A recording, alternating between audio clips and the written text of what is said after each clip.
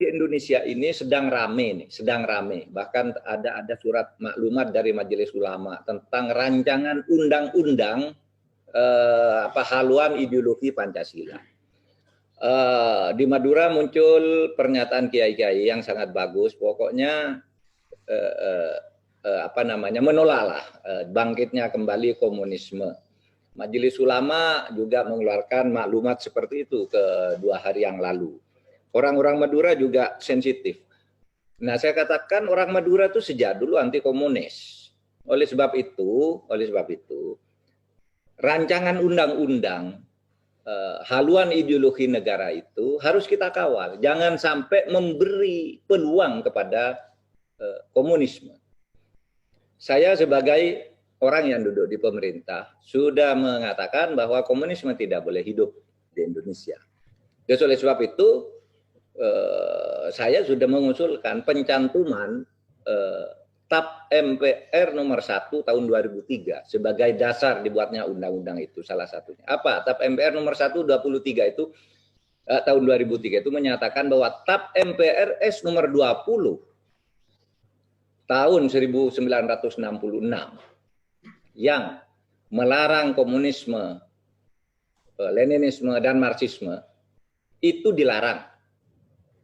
TAP MPRS nomor 25 tahun 1966 itu oleh TAP MPRS terakhir, oleh TAP MPR terakhir nomor 1 tahun 2003 yang dikenal TAP Sapu Jagat. Di situ Pak Didik Rahbini ikut di MPR, kita membuat TAP MPR itu pada waktu itu bahwa komunisme tetap dilarang. Oleh sebab itu kita usahakan agar itu nanti masuk di dalam undang-undang. Yang kedua, Pancasila itu adalah Pancasila yang ada di dalam pembukaan Undang-Undang Dasar 1945.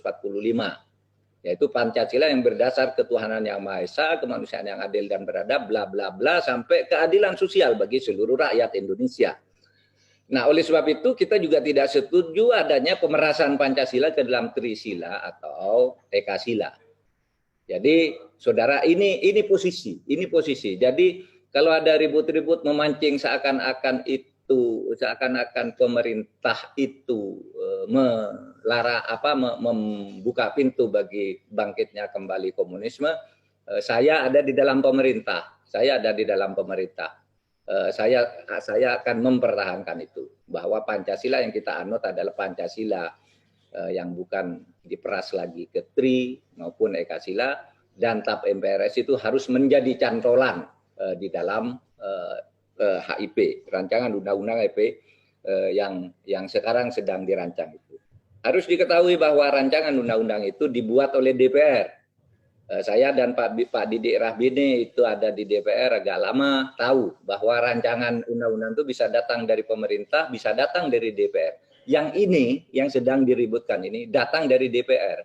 Dan kita akan menilainya, kita akan mengoreksinya sampai akhirnya Pancasila yang dikatakan dibuatnya undang-undang itu untuk memperkuat ideologi sebagai Pancasila sebagai dasar ideologi negara, kita arahkan ke situ bahwa Indonesia betul-betul negara Pancasila dengan segala kesepakatan politik yang sudah dicapai sejak tahun 66 sampai tahun 2003. Nah, saya kira itu Bapak-bapak sekalian dari saya.